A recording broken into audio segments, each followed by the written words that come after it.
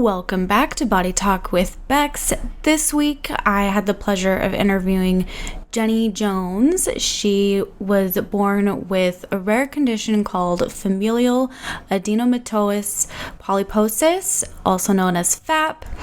This is a genetic condition that is passed down, and in short, it causes extra tissues, also known as polyps, to form in your large intestines and rectum. And generally, if these go untreated, they are likely to become cancerous when you're in your 40s. Although this can vary if it's more of the spontaneous or if it's passed down, as it was in Jenny's family. So let's just jump right on in.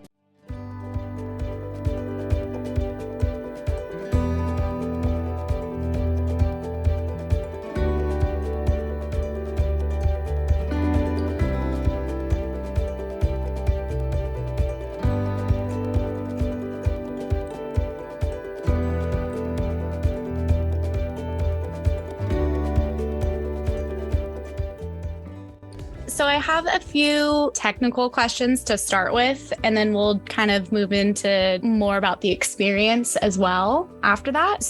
And before we really jump into yours, I also wanted to make note that, familial adenomatous polyposis, did I say that correctly? Familial adenomatous polyposis. Okay. You can call it FAP. Okay. FAP is inherited genetically, so children of parents who have FAP have about a 50% chance of inheriting it. And Yes. So you mentioned that your mother was diagnosed with this when you were little. And I know you were really little, like 3 months old, I think you said was her first surgery. Well, she knew that she had FAP before that. She was diagnosed with colon cancer because of it when I was 3 months old. Okay. And so before your diagnosis, do you remember anything at all about kind of her journey or what that was like as a kid, watching your mom go through anything? I remember that she had an ostomy and that she had to change it every so often. And so Dad and I don't think I really helped, but I was there and Dad helped her. So I don't have specific memories of that, but I know I knew that at the time. Yeah, I was just curious if you remembered that at all. And then you were diagnosed at a young age as well. I mean, from researching it, I was looking, both the Mayo Clinic and the National Organization for Rare Disorders say that typically FAP is diagnosed in a person's 30s or 40s. But so you were diagnosed at what, 8 years old? About 8. Because if a parent has it, then they can get their children that, have a genetic test done for it now and everything. And at the time, that was just coming out, I think, when I got diagnosed or so. It wasn't too long before that. But and the only reason I actually got diagnosed that young was because I was having stomach pain. Oh, okay. Yeah, because then they would have waited until my teens to get me to a doctor, because that's kind of what they did back then from my mom's experience. Okay. Then tell us about your treatments and surgeries and just walk us through your experience here. I mean, you've certainly been through the ringer. So when I was about 8, I was having stomach pain that wouldn't go away. And so my parents, their insurance required them to have it was an HMO, so they had to get a referral for it to see a specialist. But she denied it because she said I was just whining. There was nothing wrong with me. So my parents changed insurances and got me to a GI specialist. And as soon as she heard my symptoms and my family history, she immediately got me scopes and genetic testing done. From that, she found colon polyps, but she also found out that I was pre-ulcerous in my stomach, and that was what was causing my pain. And that was due to stress. I was in 3rd grade and I'm so stressed out. Where were you stressed out from? I have no idea. I'm knowing me now, that really does not surprise me. One of my medicines now, it gives me such horrible dry mouth. Yeah, I literally just filled my big water bottle as well. Yeah.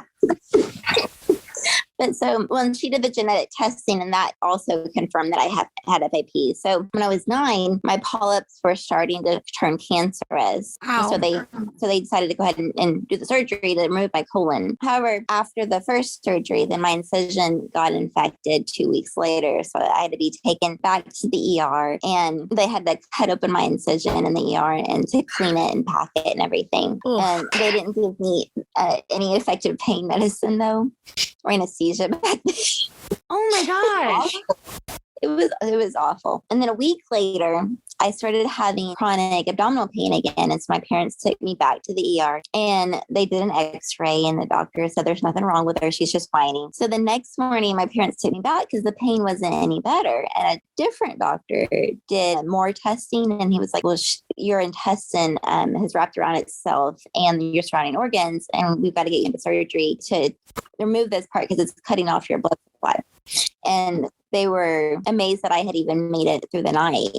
Oh my God. So a fourth surgery, I had a J pouch they had started when they did the colon removal. That caused my J pouch to die. So they had to remove that also. And then I had to have adhesions removal that next year. But things were health-wise were stable after that. My mental health was awful because I had medical PTSD and I was so depressed and so angry. It was just a horrible time for my parents and me because of all of it. But in high school, I went to counseling. I started processing things. And soon after that, they discovered that during a scope that they thought that they could do a straight pull-through reversal on me to reverse my ostomy. And so they did that. And that part went well, except what happened because of all these surgeries, I had more adhesions that caused a stricture around my small intestine. But it took several months of all kinds of tests in and out of state. They couldn't figure out what was going on with me because I have short bowel syndrome also because of the removal of part of my small intestine from the complications. So between that and the stricture that they later discovered, I was going to the bathroom about like a liter at a time. And if I wasn't doing that, then I was vomiting. And so I wasn't absorbing anything. my electrolytes were all over the place. And it got to the point where I was having to have lab and doctor visits every single week just to see if I needed to be in the hospital yet. Because I was constantly in. And my doctor later told me that she didn't know if she would ever see me that next week at each of my weekly appointments with her.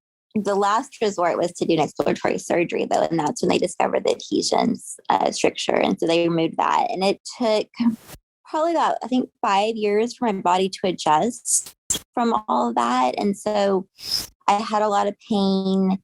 And I still had a lot of diarrhea from the short bowel syndrome, but it was better. But my electrolytes, my body just couldn't quite get adjusted yet until about 5 years later. And I did really well. And then last year in 2021, I had my 8th surgery to remove my gallbladder. It was full of gallstones, but it also was precancerous from the FAP.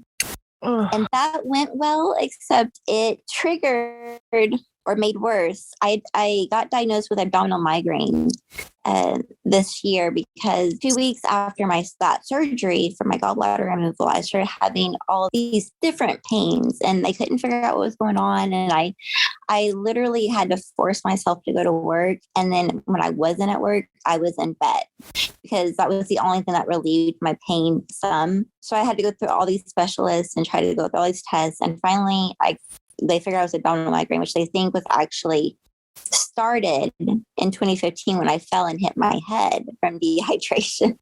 Oh my gosh. But it caused some pain and nausea, but I was able to manage it with other medicines. And then the surgery just kind of kicked it into high gear, I guess. Right. But now I've got on the right medicines for it and everything. And it's so much better, except just this one makes me have really bad dry mouth. Wow, that's a lot. So a lot of this was when you were in school. Were you really able to attend school? My 5th grade year, I was during the time of my first surgeries. And because my first surgery it was like in June, so at the end of school year, but then it all went over into the next year. So that year I homeschooled. My mom taught me. And by that next year I was stable again. So I went back to public school.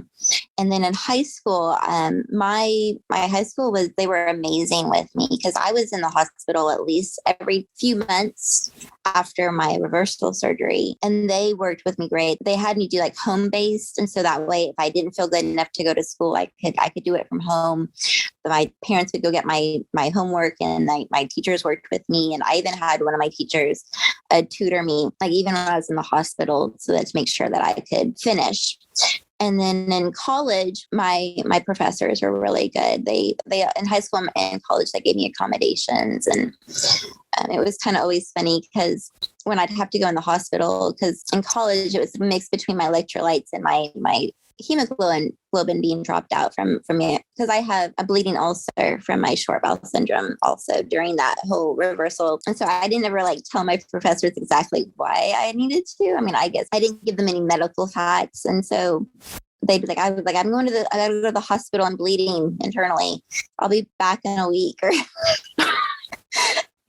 and they're always like, what? Do you need to go now? And I'm like, because I remember one time I went into one of my professor's office and I said, I'll be in class today, but I've got to go to the ER and get admitted afterwards because I'm bleeding internally, is what I'd always call it. And she was like, well, don't you need to go now? And I'm like, no, it can wait an hour. It's fine. What are you talking about? You can wait. And at the time, like back then I was so shy about my medical stuff. So it never, like now I'd just be like, I'm anemic and I've got to get transfusions. But back then, like, the only thing that would come to my mind was that I was bleeding internally, which is not the right diagnosis at all. I'm not. Right. But it always makes me laugh looking back. Oh, yeah. I'm just trying to imagine like your professor's look on their face as you say that. Yeah. They probably were like, what is wrong with this girl?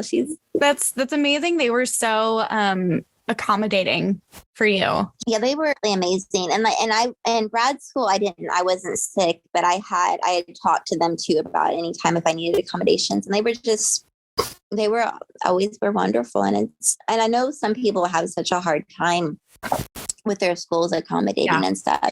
I was very fortunate. Yeah, I had a different experience. When I was in high school, I wound up homeschooling all through high school because the last school I had been to were not accommodating. And like my brother went to the same school as I did in junior high, and I was missing school a lot that year. And he would go to all of my professors at the end of the school day and ask for my homework so that I could do it at home. And they would just be like, no. Oh my God. We can't send it. It's like, why not? Like, I'm here asking for it so she can learn and graduate. And yeah. So it's really nice to hear that other school systems can be accommodating and really work with kids that need it. Yeah. Well, I had my guidance. Well, I really don't know what her title was. She was kind of like a counselor in high school, and she kind of dealt with all of us that had any type of medical or special needs or something like that. And so she had an office you could go to, and they had a private bathroom. And so I kept a extra ostomy appliance, things to change there and clothes and anything. And if anytime I needed to get away or anything, then I could go in there. And she actually was the one that got me to be open to the idea of going to counseling, which really honestly changed my life. And it was, she did a lot for me. Good. I'm really glad to hear that you had somewhere that you could go and someone to talk to. And yeah, that's really important. It is because it was just, when you got a kid and they're going through such depression and PTSD and they're so angry, it's hard on everybody, but that's such a vulnerable age to. Yeah. I mean, all your hormones are haywire anyways. And then throw on all this extra stuff. It's a lot to handle as a kid. Were you able to take part of other like social aspects of being a kid and a teenager? Like hobbies and going to school events and stuff? Yeah, so I did my first, I knew that I physically wasn't really able to do PE, but my high school had a really big choir and show choir program. And so for your freshman year, you didn't have to try out for show choir, and that counted as a PE credit. And I could have like requested to opt out of the PE credit, but I was like, well, I can do show choir. That's just dance. I mean, I say just dancing, like that's not hard, but I could do that, whereas I couldn't do other people. And so I did that, and I really enjoyed it. And we even, I didn't do it any of the other years as show choir because you had to audition for it. And I was like, well, I'm too shy for that. I did just regular choir for the rest of my high school, and I got to go. We went to New York for a competition, and I got to go to that. And it was actually like right after that, when we got back, is when I started having all the symptoms from after my reversal. So I got really lucky. But so I got to do things like that, and I'd go watch football games every now and then. It wasn't really my cup of tea, but I'd go sometimes. And I think I didn't tell like my friends anything that was going on. They just knew, and I was in school. They just knew that I was in the hospital a lot, but they were my friends and everything were really supportive. So they kind of worked around my schedule and everything and what I needed so that I could hang out still and do things. That's great. Yeah, I mean, having those even just small things of like going to those football games, even if you're not really into football or whatever, like just having those types of things to look forward to is just such a great like distraction as well. And gives you something to look forward to that's not just like dealing with medical stuff at home. Yeah. Right. Yeah, you get to have that high school experience with all the things that they like to do. What's it called? Fear of missing out. You don't have to. Right. So at a certain point, were you and your mom able to have like open and honest conversations since you shared like the same diagnosis and some experiences? Yeah, and it's been more as an adult, I think, because I know growing up, I knew that she had an ostomy, and I knew my grandpa had one, and I know when I got diagnosed and I was going to have surgery, they were like, you have what mom and grandpa have, and you're going to have an ostomy like them, and that. I don't think I really quite grasped what it was because I had a really hard time accepting the ostomy. It was supposed to be temporary for 3 months, and then it turned into 6 years. And that was part of my depression. I just never adjusted to it. And so those were very volatile years for me. My parents, I blamed them. I was so angry at them and the doctors and anyone that I thought I could blame it on. But once I went to counseling and processed things, then I was able to have a really deep, meaningful relationship with my parents again. And especially now we talk a lot. And I even in high school, when I was so sick, I remember pulling my mom aside and I was just like, I'm near death. I'm going to die. And I just want you to know that I love you. And that was an open conversation she didn't expect to have. But we kind of, we're a unit even now. I'm 30, about to be 37. We're the unit of 3 of us. So we've got a very close relationship where we can talk openly and everything. And good. And it's not that we couldn't before. I didn't allow it before.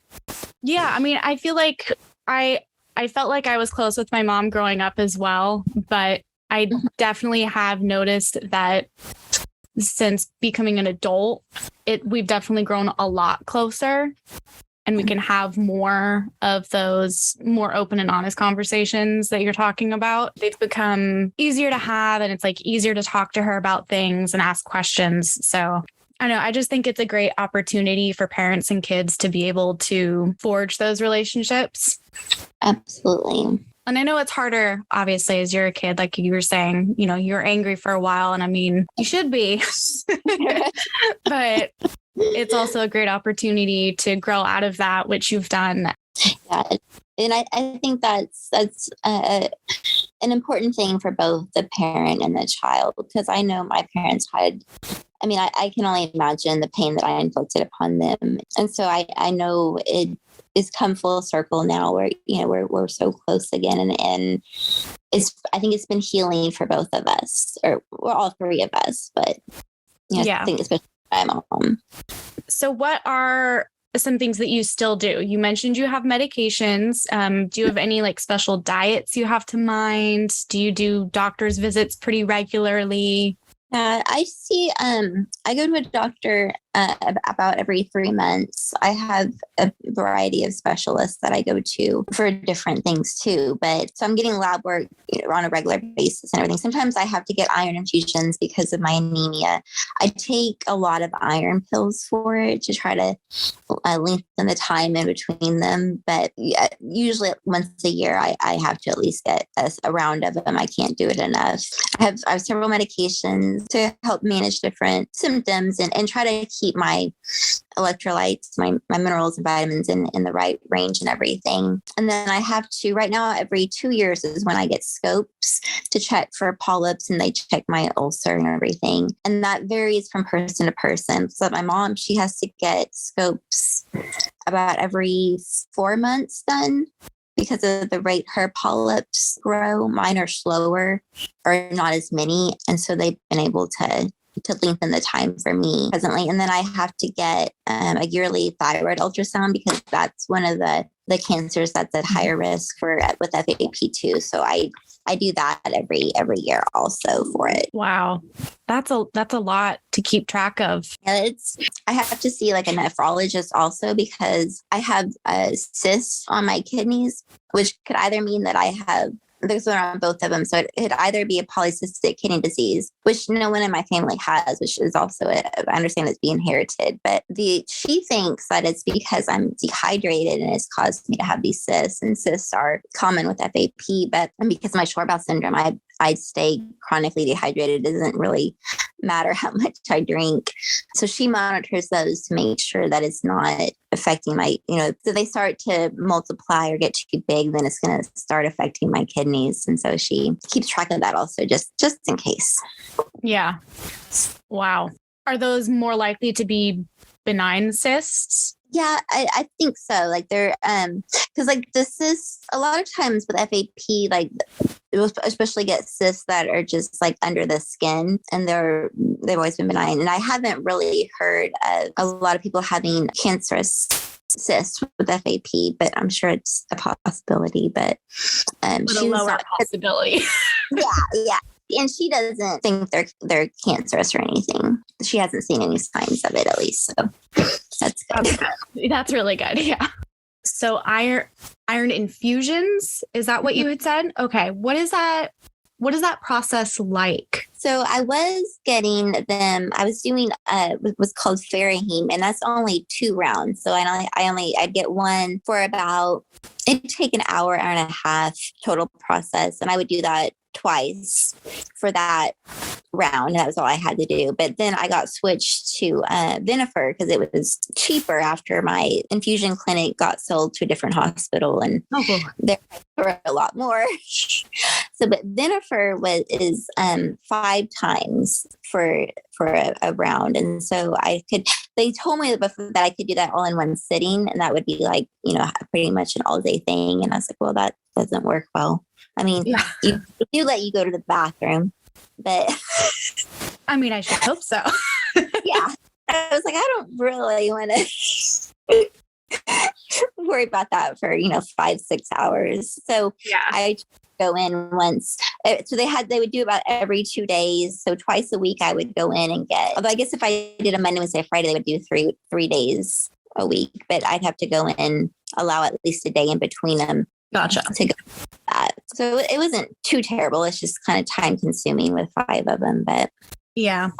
Do you notice a difference when you are iron deficient versus like when you're doing good right after? Oh gosh, it had actually been, I think almost 2 years since I had my last iron infusion. Before I had one in May this year, and I think it had been 2 years before that. And so my boyfriend, we've been together for over 2 years now, but he hadn't seen me after an iron infusion before, so he didn't have any idea what kind of energy I had, and I was off the walls, bouncing around. Like I couldn't go to sleep. I was just like, well, I've got energy. I need to go clean this room and let's go declutter things. And he's like, it's 11 o'clock at night. Can we go to bed?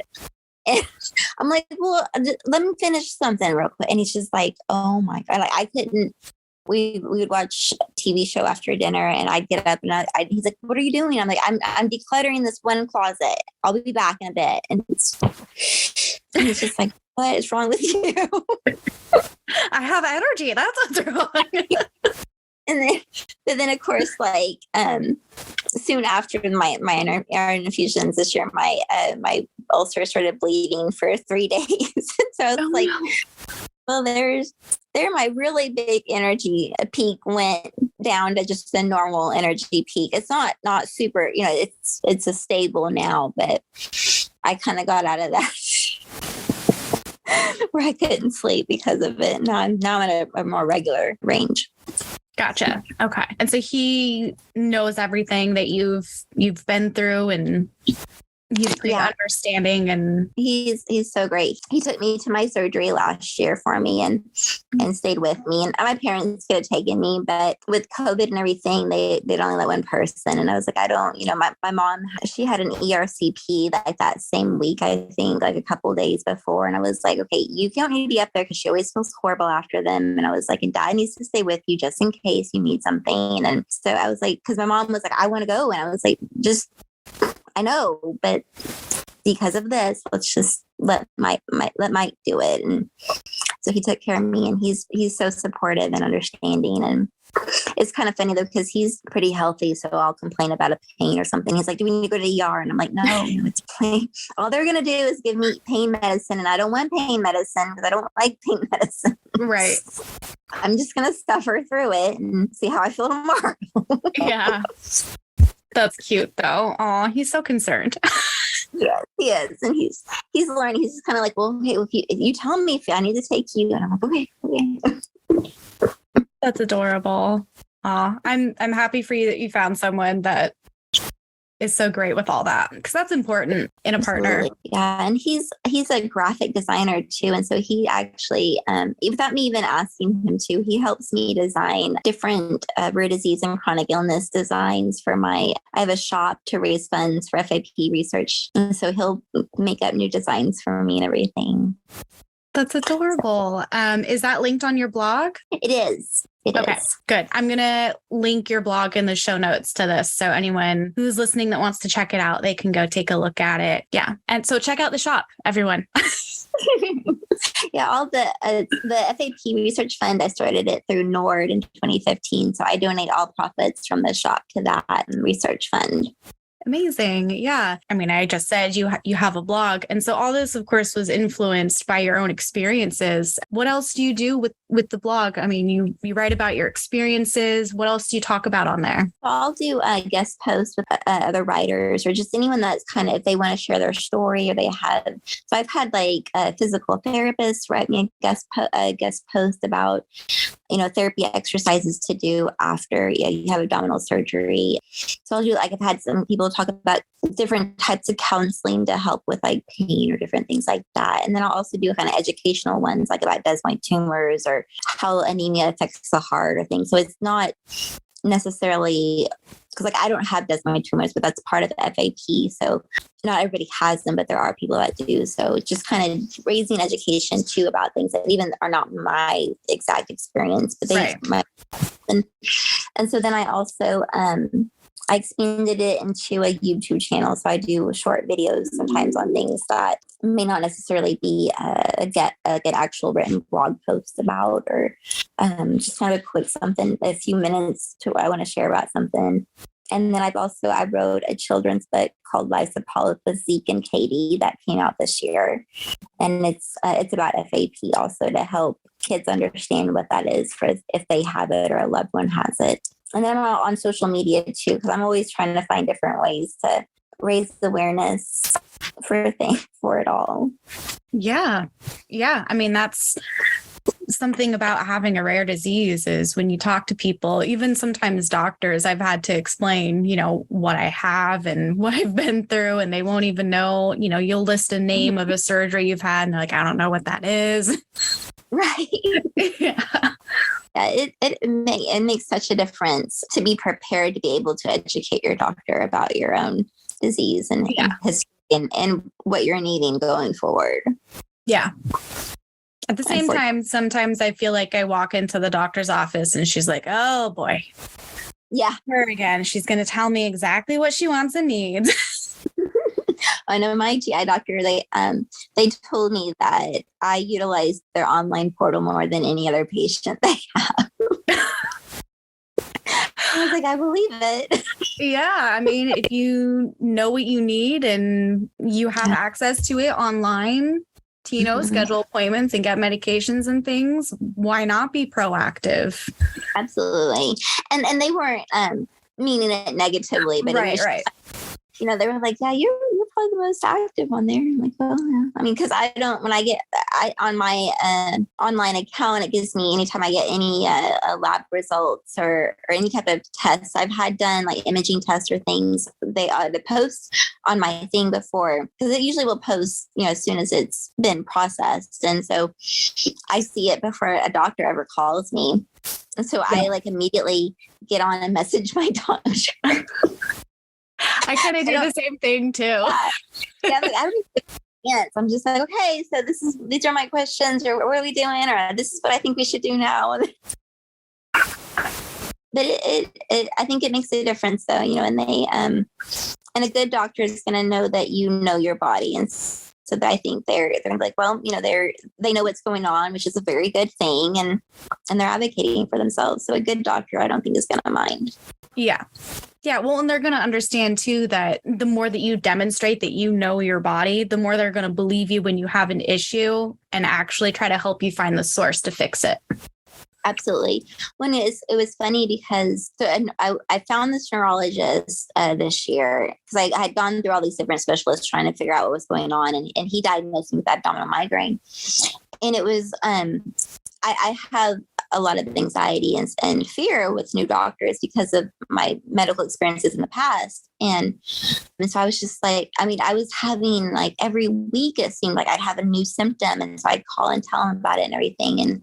And all these tests were coming back negative, and they were all fine. And I'm just like, and I kept telling him, I was like, I'm not, I said, I feel like, you think that I'm just making this up, and I'm not. I'm like, because you don't know me, and I'm not a hypochondriac. I'm not like, this is, right. He just goes, he's like, I always believe my patients, because why would you lie to me? He goes, of course you have those symptoms. I believe you. And he thought it was like the most ridiculous thing to me to be all worried about and feel like I had to, like express this concern to him. Like, he's just like, I believe you. It's okay. And I was just like, oh, okay.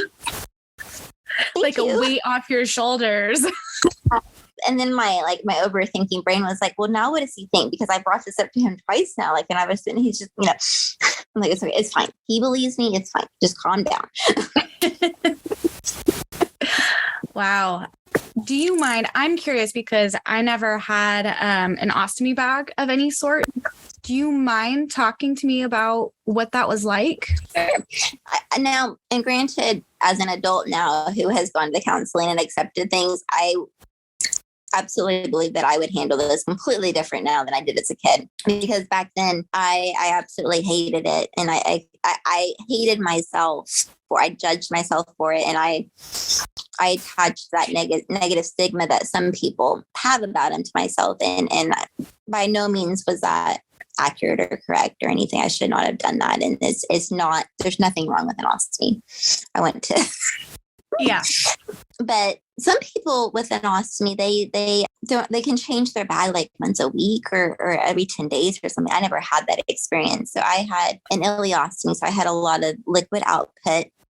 And so I had to have a drainable pouch so I could empty it probably every few hours. I did. But so I would change it about every 3 or 4 days. And that usually wasn't a very big deal. Like sometimes my skin would get sore, especially if we were having if I was having an issue with leaks or things like that. But we had my mom would put a skin prep on it to help protect that. And they actually, I don't remember when they came out with this, but you would use a glue, which I want to say I remember that burning sometimes if my skin was really sore, but they came out with an Ekin seal, is what my mom uses, and that doesn't burn at all. And like, that's a fantastic invention. It does the same thing as the glue, and you can mold it with your hands because the heat of your hands kind of helps.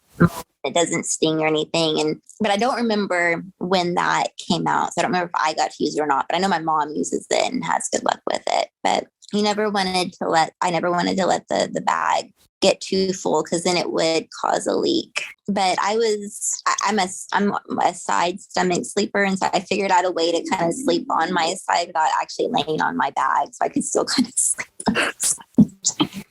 You got to be real careful with that. But yeah, otherwise that'll cause issues and everything. So, oh man, I hadn't even thought about trying to sleep with one. Yeah, especially if you're not used to sleeping more on your side or on your back, it could be challenging. But I'd always I'd have to wake up, a couple of times during the night or something. I remember it was soon after I had my ostomy. I had to go to the bath. I could tell I needed to go to the bathroom, that it was full, but I couldn't wake up fully. And so I dreamt that I went to the bathroom. But what I did, my sleep, I emptied it in the bed, and my parents were so mad at me. Oh no. They're like, you have to wake up and you have to. I was like, I thought I did. And that was like in between dream state. Yeah. Like it was awful. I was like, and so now to this day, like that has stuck in my mind so much that now I'm kind of always like, make sure you're not dreaming and like just go in the bed. Like make sure you're up and you actually go. Because I'll still have sometimes like I'll be dreaming that I have gotten up to go to the bathroom in the middle of the night. And I'm just like, wait, no, that's a dream. You need to get up. like traumatized me after. I was so afraid to do it again. Yeah. Are there other experiences that you want to share? Well, I guess that's pretty much covered it, I think, actually. We talked about the mental health. I always like to touch on that. Yeah. I think that's an important aspect of, because honestly, I mean, I think anyone, when you get a diagnosis or you have a surgery, like, I think it's good to go to counseling, even if you don't really think you need it, because that's a lot to take in, and it may not really hit you at the moment, but it can hit you later on. And honestly, I mean, I think everybody in the world would benefit from counseling. So I don't, it's just going to be able to help. Yeah. Even if you're not really having a mental health issue.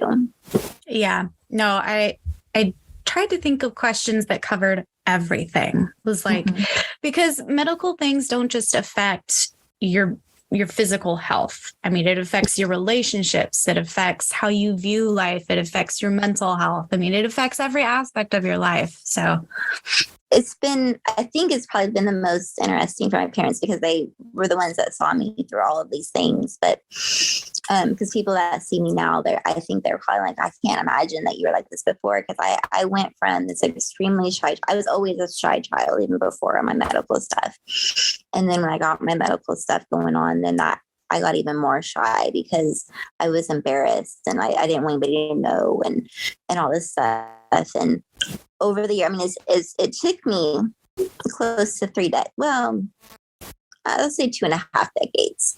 It took me about 2.5 decades to fully accept my health and not be ashamed of it and to find purpose in it. So now I am so vocal about it. It's so different from what I was even in high school. yeah. And even it's been so liberating with the acceptance and just being able to share my story. Yeah. Well, thank you for sharing. I'd never heard of this before. So it was really interesting getting to research it and, hear your perspective of what you've been through and just everything that you still have to, do to maintain and stay healthy. That's what my dad always says. We do what we have to do, and we do the best that we can with the knowledge we have at the time. And so I always remember that. Okay, well, that's whenever I have to make a decision or something, it's like, okay, I'm going to make the best I can to keep me going for as well as I can. That's wonderful. Yeah. I think that's some advice we have in our family too. So It's pretty solid advice. Yeah. Well, thank you for coming on. I really enjoyed talking with you. I enjoyed it too. Thank you for having me.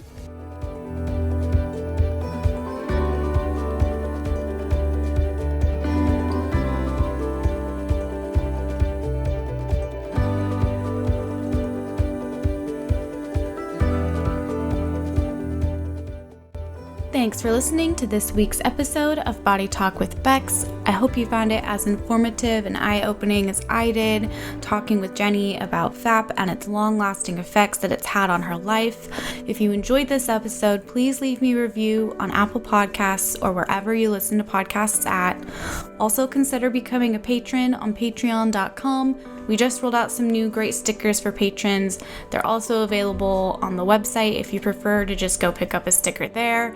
If you would like to share your story or know someone who does, I can be contacted through my website, www.bodytalkwithbecks.com, or on social media. Also remember that all of the resources that I used to research these episodes are available on the show notes, as well as a link to Jenny's blog about her life with FAP. Thanks for listening.